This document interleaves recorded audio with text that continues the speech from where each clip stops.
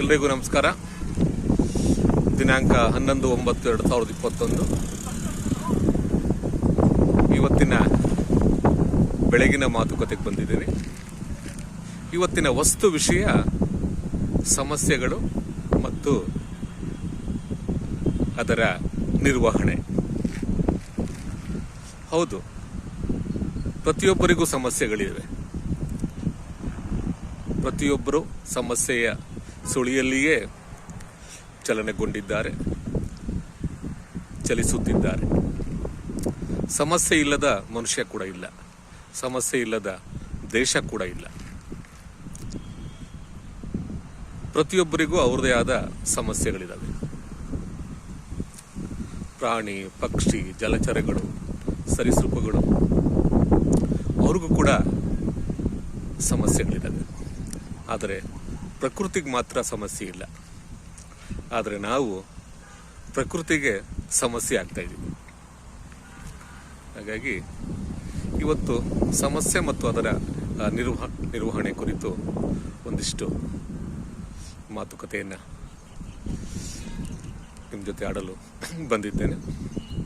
ಸ್ನೇಹಿತರೆ, ಮನುಷ್ಯ ಕಾಡಿನಿಂದ ನಾಡಿಗೆ ಬಂದು ನಾಗರಿಕತೆಯನ್ನು ಬೆಳೆಸಿಕೊಂಡು ಸಮಾಜವನ್ನು ಕಟ್ಟಿಕೊಂಡು ತನ್ನ ಬುದ್ಧಿಯ ಕಾರ್ಯಕ್ಷಮತೆಯಿಂದ ಚಲನೆಗೊಳ್ಳುತ್ತಾ ಕಾಲದಿಂದ ಕಾಲಕ್ಕೆ ಆವಿಷ್ಕಾರಗೊಳ್ಳುತ್ತಾ ಮನುಷ್ಯ ಬಂದಿದ್ದಾನೆ. ನಾಗರಿಕತೆ ಬೆಳೆದಂತೆಲ್ಲ ಮನುಷ್ಯನ ಇಚ್ಛಾಶಕ್ತಿ ಮತ್ತು ಕ್ರಿಯಾಶಕ್ತಿ ಮತ್ತು ಸಂಶೋಧನಾ ಶಕ್ತಿ ವೃದ್ಧಿಯಾಗುತ್ತಾ ಬಂದಿದೆ. ಸಮಾಜವನ್ನು ಕಟ್ಟಿಕೊಂಡ, ಧರ್ಮವನ್ನು ಕಟ್ಟಿಕೊಂಡ, ಅಂದರೆ ಧರ್ಮವನ್ನು ಕಟ್ಟಿಕೊಂಡು ಧರ್ಮವನ್ನು ಪಾಲನೆ ಮಾಡುತ್ತಾ ಧರ್ಮಕ್ಕೆ ಉಗಮವಾಗಿ ಒಂದು ಆಚರಣೆಯ ಮೂಲಕ ಧರ್ಮವನ್ನು ಕಟ್ಟಿಕೊಂಡ. ಹೀಗಾಗಿ ಮನುಷ್ಯ ಅನೇಕ ಸಮಸ್ಯೆಗಳಲ್ಲಿ ತನ್ನ ಜೀವನವನ್ನು ನಡೆಸ್ತಾ ಬಂದಿದ್ದಾನೆ. ನೀವು ಯಾವುದೇ ನಾಗರಿಕತೆ ತಗೊಳ್ಳಿ, ಆ ನಾಗರಿಕತೆಯಲ್ಲಿ ಒಂದಲ್ಲ ಒಂದು ಸಮಸ್ಯೆ ಇದ್ದೇ ಇರುತ್ತೆ. ಆ ಸಮಸ್ಯೆಯನ್ನು ದಾಟಿ ಮುಂದೆ ಬಂದಿರೋರು ತಮ್ಮ ಬದುಕನ್ನು ಹಸನಗೊಳಿಸ್ಕೊಂಡಿದ್ದಾರೆ. ಸ್ನೇಹಿತರೆ, ಸಮಸ್ಯೆ ಯಾಕೆ ಶುರುವಾಗುತ್ತೆ? ಅದು ಎಲ್ಲಿಂದ ಶುರುವಾಗುತ್ತೆ? ಈ ಸಮಸ್ಯೆಯ ಸುಳಿಯಲ್ಲಿ ನಾವ್ಯಾಕೆ ಬಂಧನವಾಗ್ತೀವಿ? ಆ ಸಮಸ್ಯೆಯನ್ನು ಮುಖಾಮುಖಿ ಮಾಡೋದು ಹೇಗೆ? ಸಮಸ್ಯೆಯನ್ನು ಎದುರುಗೊಳ್ಳೋದು ಹೇಗೆ? ಇವು ಕಾಲದಿಂದ ಕಾಲಕ್ಕೆ ಕೇಳಿಕೊಂಡಿರುವ, ಈಗಲೂ ಕೇಳಿಸಿಕೊಳ್ಳುತ್ತಿರುವ ಪ್ರಶ್ನೆಗಳಾಗಿ ನಮಗೆ ಕಾಡಿವೆ. ಅದಕ್ಕೆ ಉತ್ತರಗಳನ್ನು ಕೂಡ ನಾವೇ ಕಂಡುಕೊಂಡಿದ್ದೀವಿ. ಮನುಷ್ಯ ತನ್ನ ಕಾರ್ಯಕ್ಷಮತೆಯಿಂದ, ತನ್ನ ಹೊಸ ಹೊಸ ಚಿಂತನೆಗಳಿಂದ, ಹೊಸ ಹೊಸ ಆವಿಷ್ಕಾರಗಳಿಂದ ತನ್ನ ಬುದ್ಧಿಯನ್ನು ಹೆಚ್ಚಿಸುತ್ತಾ ಕಾಲದಿಂದ ಕಾಲಕ್ಕೆ ಪರಿಷ್ಕರಣವಾಗುತ್ತಾ ಮುಂದೆ ಚಲಿಸುತ್ತಾ ಬಂದಿದ್ದ. ಮನುಷ್ಯ ಹೀಗೆ ಚಲಿಸುತ್ತಾ ಬಂದಿರುವ ಸನ್ನಿವೇಶದಲ್ಲಿಯೇ ಸಮಸ್ಯೆಗಳು ಶುರುವಾಗಿವೆ. ಸಮಸ್ಯೆ ಯಾಕೆ ಶುರುವಾಗ್ತಾವಂದ್ರೆ, ನೀವು ಯಾವುದೇ ಒಂದು ಕಾರ್ಯಕ್ಷೇತ್ರದಲ್ಲಿ ಆಳವಾದ ಅನುಭವವನ್ನು ಪಡೆದುಕೊಳ್ಳದಲೇ ಸಾಗಿದಾಗ ಆ ಕ್ಷೇತ್ರದಲ್ಲಿ ನಾವು ಸೋಲನ್ನು ಕಾಣ್ತೀವಿ, ಹಿಂಜರಿಕೆ ಕಾಣ್ತೀವಿ. ಯಾವುದೇ ಕ್ಷೇತ್ರವಾಗಿರಲಿ, ಅಲ್ಲಿ ಆಳವಾದ ಅನುಭವಗಳ ಜೊತೆ ನಾವು ತಲಸ್ಪರ್ಶಿಯಾಗಿ ಆ ಕಾರ್ಯಕ್ಷೇತ್ರದ ಅನುಭವಗಳನ್ನು ಪಡೆದುಕೊಂಡು ಮುಂದೆ ಸಾಗಬೇಕು. ಆದರೆ ನಾವು ಇವತ್ತು ತುಂಬ ಅತಿ ವೇಗದಲ್ಲಿದ್ದೀವಿ. ಇವತ್ತು 21ನೇ ಶತಮಾನ ಕೂಡ. ಇವತ್ತು ಆಧುನಿಕತೆ, ನಾಗರಿಕತೆ, ತಂತ್ರ ಆವಿಷ್ಕಾರಗಳು, ಜಗತ್ತು ಒಂದು ಪುಟ್ಟ ಹಳ್ಳಿ. ಸಮೀಪ ದೂರವಾಗುತ್ತಿರುವ ಸಂದರ್ಭದಲ್ಲಿ ಎಲ್ಲ ಸಂಬಂಧಗಳು ಇವತ್ತು ಗೌಣವಾಗುತ್ತಿರುವ ಸಂದರ್ಭದಲ್ಲಿ ಕೇವಲ ವಾಣಿಜ್ಯ ವ್ಯವಹಾರವೇ ಮೇಲುಗೈಯಾಗುತ್ತಿರುವ ಸಂದರ್ಭದಲ್ಲಿ ಮನುಷ್ಯ ಅನೇಕ ಸಮಸ್ಯೆಗಳಿಗೆ ಬಂಧನವಾಗ್ತಿದ್ದಾನೆ.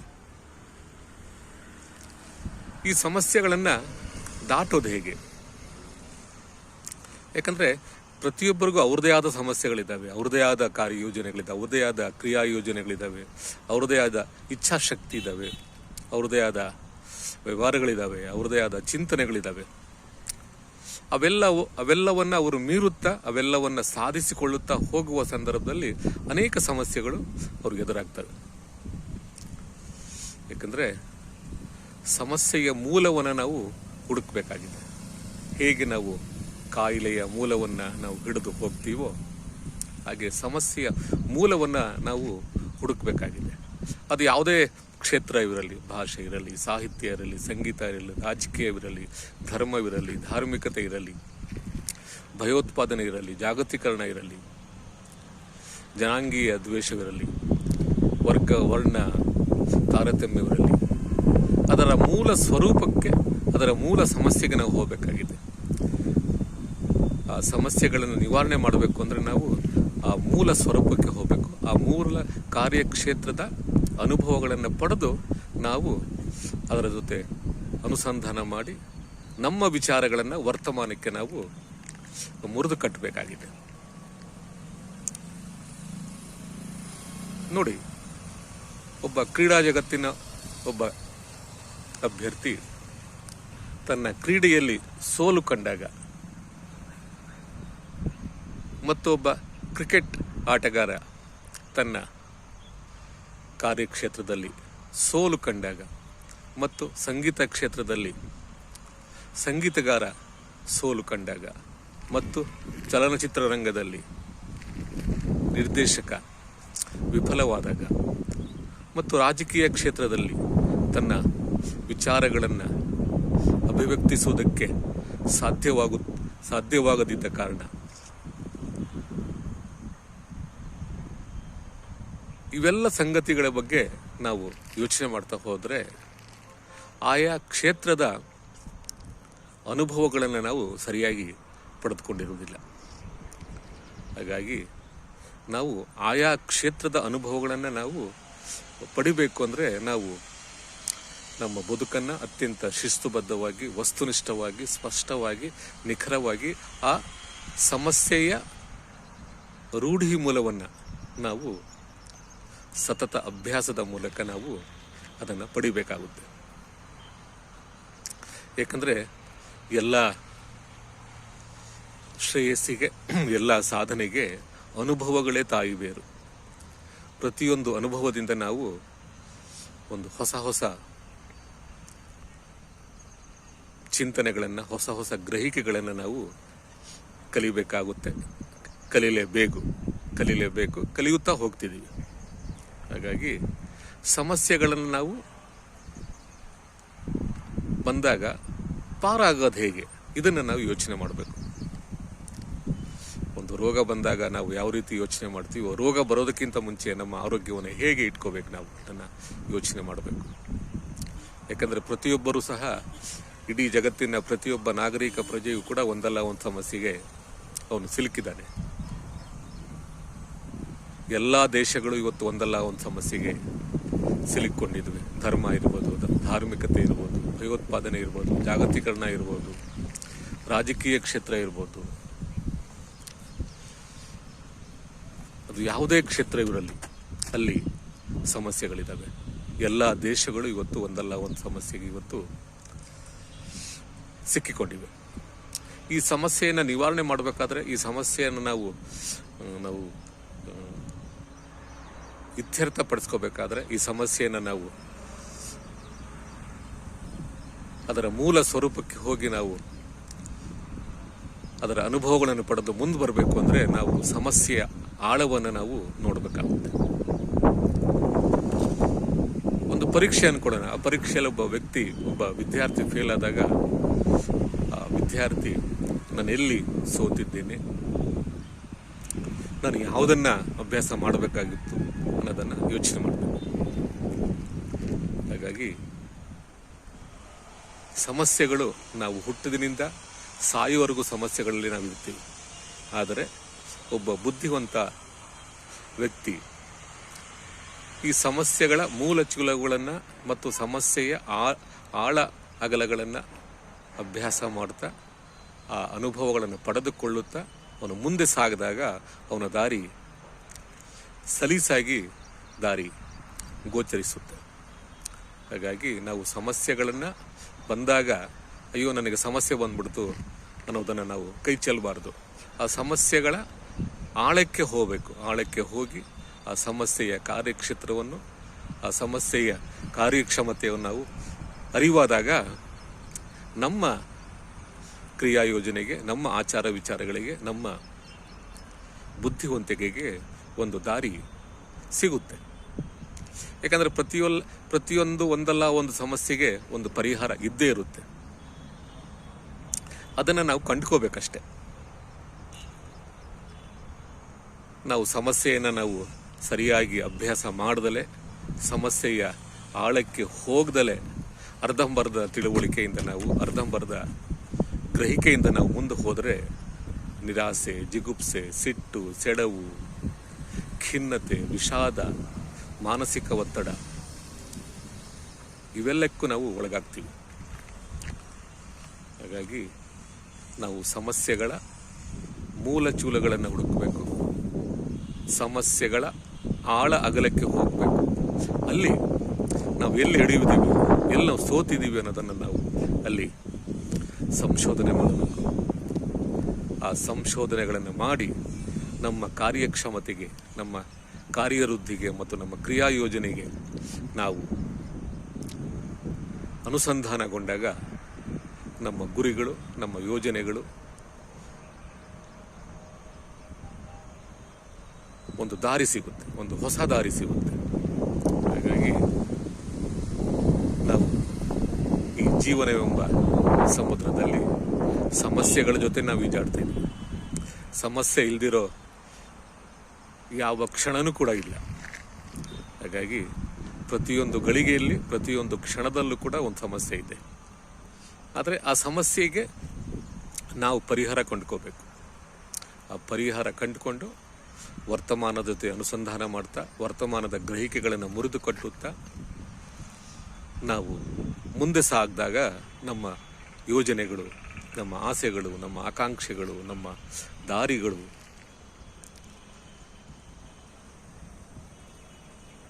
ನಮ್ಮ ಸಾಂಗತ್ಯಗಳು, ನಮ್ಮ ಸಾತತ್ಯಗಳು ಮುಂದೆ ಒಂದು ಹೊಸ ದಾರಿಯ ನಿರ್ಮಿತ ಕಡೆಗೆ ಹೋಗುತ್ತೆ. ಹಾಗಾಗಿ ಸ್ನೇಹಿತರೆ, ನಮ್ಮ ಜೀವನದಲ್ಲಿ ಬರುವಂತಹ ಯಾವುದೇ ಸಮಸ್ಯೆ ಇರಲಿ, ಅದು ಬೆಟ್ಟದಂತಹ ಸಮಸ್ಯೆ ಇರಲಿ, ಆ ಸಮಸ್ಯೆಯನ್ನು ನಾವು ಮುಖಾಮುಖಿಯಾಗಬೇಕು. ಆ ಸಮಸ್ಯೆಗೆ ನಾವು ಮುಖಾಮುಖಿಯಾಗುತ್ತಲೇ ಆ ಸಮಸ್ಯೆಗೆ ಪರಿಹಾರ ಕಂಡುಕೊಳ್ಳಲು ನಾವು ಸತತ ಪ್ರಯತ್ನ ಮಾಡಬೇಕು. ಸತತ ಪ್ರಯತ್ನದ ಮೂಲಕವೇ, ಸತತ ಶಿಸ್ತು ಬದ್ಧತೆಯ ಮೂಲಕವೇ ಯಾವುದೇ ವ್ಯಕ್ತಿ ತನ್ನ ಸಮಸ್ಯೆಗಳಿಗೆ ಉತ್ತರ ಕಂಡುಕೊಂಡಿದ್ದಾನೆ. ಒಬ್ಬ ಸಂಗೀತಗಾರನಾಗಲು, ಒಬ್ಬ ನಿರ್ದೇಶಕನಾಗಲು, ಒಬ್ಬ ಕಲಾವಿದನಾಗಲು, ಒಬ್ಬ ರಾಜಕಾರಣಿಯಾಗಲು, ಒಬ್ಬ ಉತ್ತಮ ವಾಕ್ಪಟುವಾಗಲು, ಒಬ್ಬ ಉತ್ತಮ ಕ್ರೀಡಾ ವ್ಯಕ್ತಿಯಾಗಲು ಅವರು ಆಯಾ ಕ್ಷೇತ್ರದಲ್ಲಿ ಅಗಾಧವಾದ ಶ್ರದ್ಧೆ ಮಾಡಬೇಕು. ಸತತ ಪ್ರಯತ್ನದ ಮೂಲಕವೇ, ಸತತ ಅಭ್ಯಾಸದ ಮೂಲಕವೇ ನಾವು ಆ ಮೈಲಿಗಲನ್ನು ಸ್ಥಾಪನೆ ಮಾಡಬೇಕು. ಜಗತ್ತಲ್ಲಿ ಅನೇಕ ಜನರು ಆ ಸಾಧನೆಯ ಮೂಲಕ, ಅವರ ಸಾಧನೆಯ ಮೂಲಕ, ಅವರ ಶಿಸ್ತುಬದ್ಧತೆಯ ಮೂಲಕ ತಮ್ಮ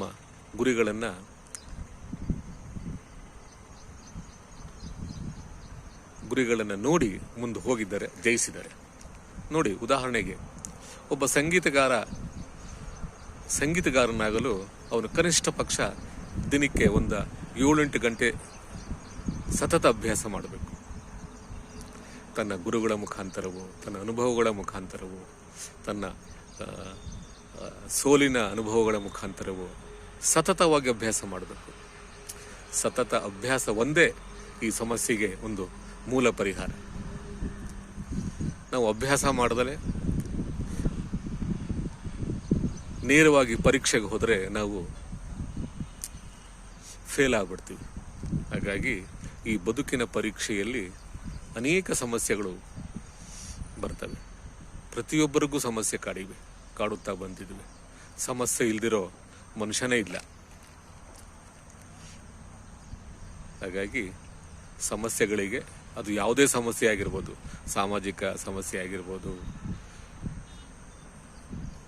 ಯಾವುದೇ ಸಮಸ್ಯೆ ಆಗಿರ್ಬೋದು, ಆ ಸಮಸ್ಯೆಗೆ ನಾವು ಮುಖಾಮುಖಿ ಆಗ್ತಾ ಅದರ ಮೂಲಕ್ಕೆ ನಾವು ಹೋದಾಗ ನಮಗೆ ದಾರಿ ತನ್ನಷ್ಟಕ್ಕೆ ತಾನೇ ಗೋಚರಿಸುತ್ತೆ. ಜಗತ್ತಿನ ದಾರ್ಶನಿಕರು, ಜಗತ್ತಿನ ಅನುಭಾವಿಗಳು, ಜಗತ್ತಿನ ಚಿಂತಕರು ಅವರೆಲ್ಲರೂ ತಮ್ಮ ಸತತ ಅಭ್ಯಾಸದಿಂದ, ಸತತ ಪರಿಶ್ರಮದಿಂದ ಒಂದು ವಸ್ತುವಿನ ಮೇಲೆ ತುಂಬ ಅಗಾಧವಾದ ಸತತ ಅಭ್ಯಾಸ ಮಾಡಿದ್ದಾರೆ. ಕಠಿಣವಾಗಿ ಶ್ರದ್ಧೆಯನ್ನು ಮೈಗೂಡಿಸ್ಕೊಳ್ತಾ ತಮ್ಮ ಕಾರ್ಯಯೋಜನೆಗಳನ್ನು ಮುಂದಕ್ಕೆ ತಂದಿದ್ದಾರೆ.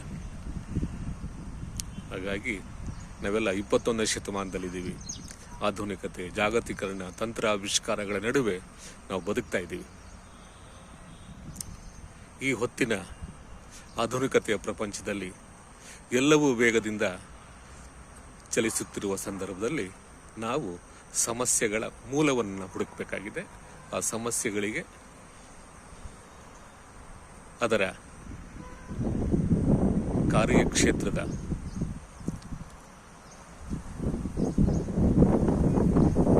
ಫಲಕಗಳನ್ನು ನಾವು ನೋಡಬೇಕಾಗುತ್ತೆ. ಅದನ್ನು ನೋಡಿದಾಗ ನಾವು ಅದರ ಸಮಸ್ಯೆಯಿಂದ ಹೊರಗಡೆ ಬಂದು ನಮ್ಮ ಸಮಸ್ಯೆಗಳಿಗೆ ಒಂದು ನಿರ್ವಹಣೆಯ ದಾರಿ ಗೋಚರಿಸುತ್ತದೆ.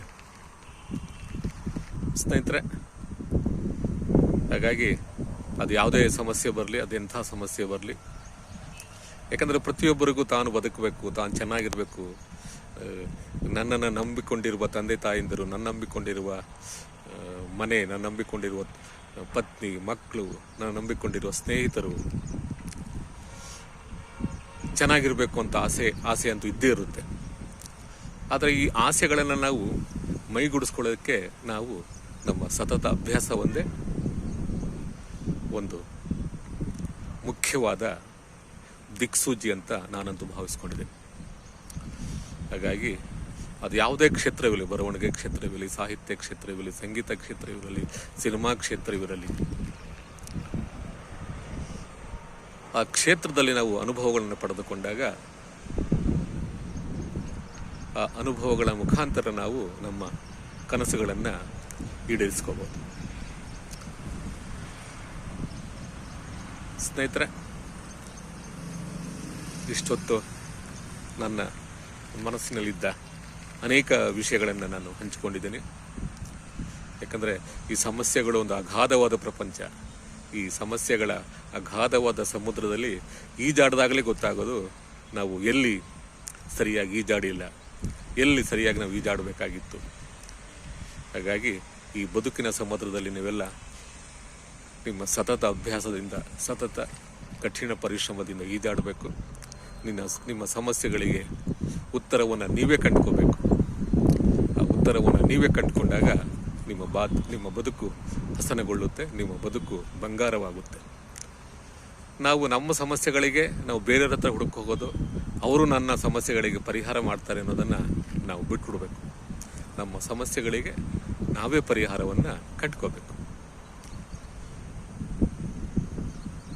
ಹಾಗಾಗಿ ಇವತ್ತು ಇದ್ರ ಬಗ್ಗೆ ಮಾತಾಡಬೇಕು ಅಂತ ಬಹಳ ದಿನಗಳಿಂದ ಮನಸ್ಸಲ್ಲಿ ಆಸೆ ಇತ್ತು. ಇವತ್ತು ನಿಮ್ಮ ಮುಂದೆ ಮುಖಾಮುಖಿ ಆಗ್ತಾ ಹಂಚಿಕೊಂಡಿದ್ದೀನಿ. ಇದ್ರ ಬಗ್ಗೆ ಒಂದು ಸ್ವಲ್ಪ ಯೋಚನೆ ಮಾಡಿ ಅಂತ ಹೇಳಿ ನನ್ನ ಮಾತನ್ನು ಮುಗಿಸ್ತೇನೆ. ನಮಸ್ಕಾರ.